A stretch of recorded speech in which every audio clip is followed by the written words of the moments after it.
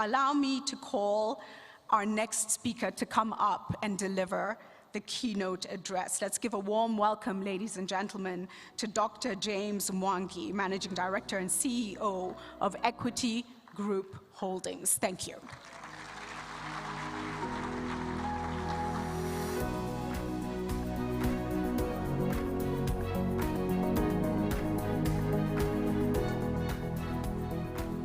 Your Excellency, President Kagame, Excellencies, present, invited guests, ladies and gentlemen, it's really a great honor for the private sector to be allowed, given a chance to add its voice. But let me go straight, because of constraint of time, on the subject of global reset. That is what really is exciting, that we are talking about global reset. It means that we are living a 1945 movement, 75 years, whichever figure you want to do, is when the current global economic and social order was set. That's when most of the institutions were set. COVID, for whatever it was, exposed the current economic and social order and its unsustainability. It demonstrated to the world how unsustainable the world had built. Business had lost trust with host communities. Inequalities had reached a level unprecedented in history. And globalization, competitiveness, economies of scale, the theories upon which the world was being built have been really put to question, because at the end of the day, it was availability. PPEs were not available when they were needed. Vaccines were not available in Africa when they were needed. As a result, the world has come to that moment again, a moment of global reset. I was not there. I bet you were not on that table. And maybe that is why our interest as the Commonwealth, because we were not on the table. As African nations, because we were not on the table, our interests were not taken into account. And as a result, we are where we are today. So the issue has been very well tackled by the panel that spoke before me, that this movement of reset is a movement of a new vision, is a movement of a new leadership, is a movement, like Julie have said, even the youth want to sit on the table. That is the moment we are living in. Fortunately, we are the generation that is in positions of influence and positions of leadership. And the question is, how will we reset the world? And I like really the theme of the conference or the forum, delivering a common future. And as President Kagame has put it forward, it must be a common future of shared prosperity. It must be a future of equal opportunities, and equal opportunities then promote equality in society. As Adeshina said, it's a future of inclusivity, where nobody is left out. And so as we really look at this movement of resetting the world, a movement of a new vision, a movement of new leadership, the question is, what role would the Commonwealth play?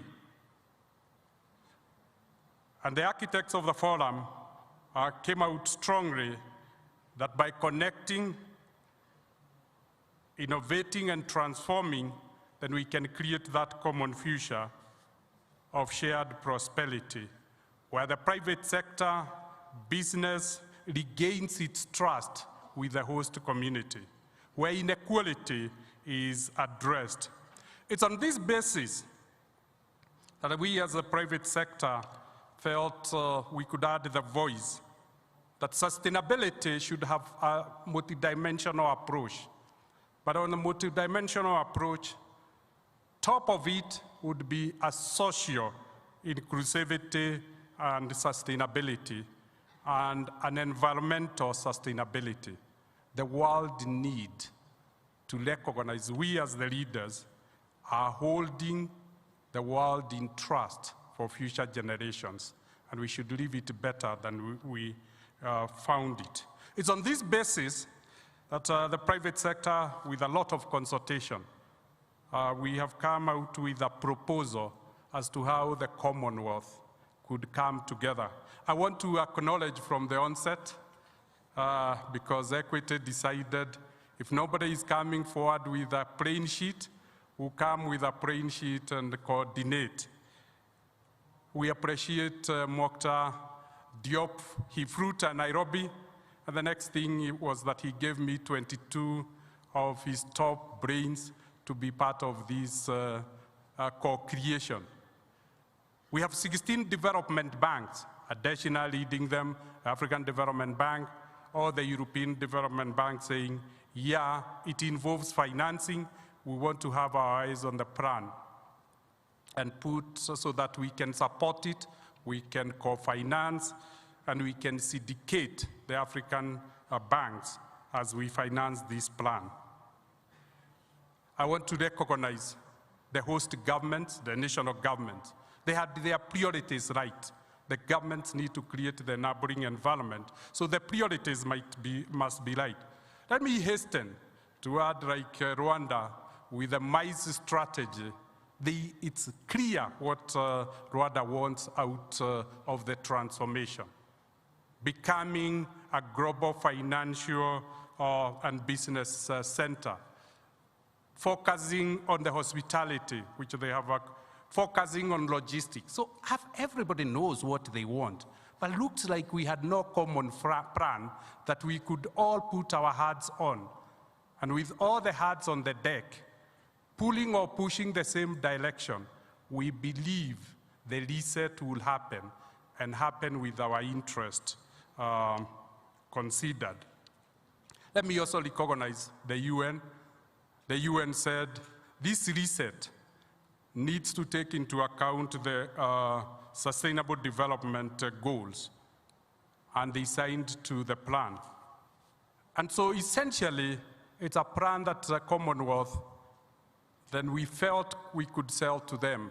And after 3 visits to London to meet with the Commonwealth, I'm glad the Commonwealth said, looks like a coherent plan that we can adopt, and hand it over to President Kagame.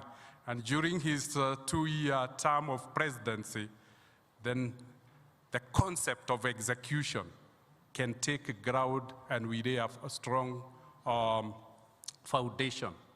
Armed with the concurrence of the Commonwealth Secretariat, we went to the East African community and said, how does it look? And I saw Peter earlier on. Peter is here.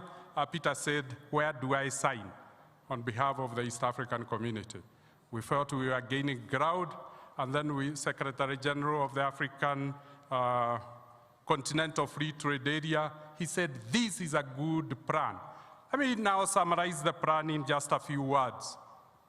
The first one is we realized when COVID hit, we stopped everything, but didn't stop eating. Additional, you said it earlier. The first priority is then to focus on agricultural productivity. And let's not stop talking about African potential, Africa having 60% of all the Arab blood. Let's convert that Arab blood into productive agricultural land, and hopefully stem the food inflation that has confronted the world. The second one is Africa is endowed significantly with mineral resource and mineral wealth. That moment of reset has come for Africa to rethink not to export oxides, but to add value to its mineral wealth and export finished goods. That will create millions of jobs for the young people. And there will be formal jobs in the formal sector. And our export values will go significantly. And of course, government revenue in taxes will be 30, 40-fold because of the enhanced value. And then is the great opportunity for the Commonwealth, for Africa to transform agriculture and the natural resource wealth. It requires massive investment, capital flows between the Commonwealth countries in form of investment is the greatest opportunity. Out of that is also trade opportunities between ourselves. You bring capital goods to Africa, Africa process, and then buy the processed finished products. If Commonwealth, we were told, may not have legal frameworks for trade, but if we have a common objective and common values, that will be enough to be the basis of our investment and trade. Number 3 is what everybody has talked about, young people and women. Let's really capacitate our micro, small, and medium enterprises to populate the value chains of agriculture, mining, manufacturing, processing, trade, and investment. We'll have linked the young people to the formal sector.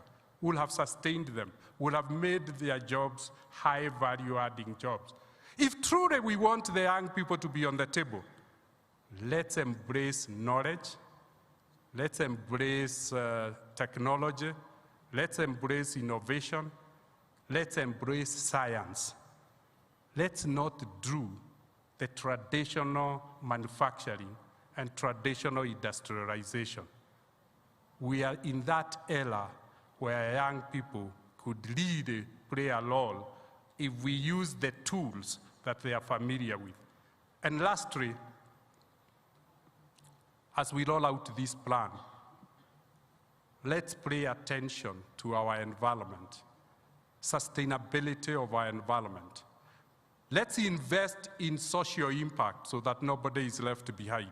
Let's capacitate the young people, the women, the rural communities, so that they play a role in the economic activities and they get the benefits of the economic transformation.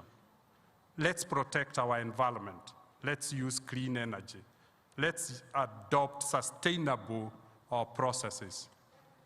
Lastly, on behalf of those championing a new course of Africa, of the Commonwealth after the reset, I extend an invitation to you to have your hearts on the deck, for then you'll be shaping the new global economic and social order and creating the order you would like to see.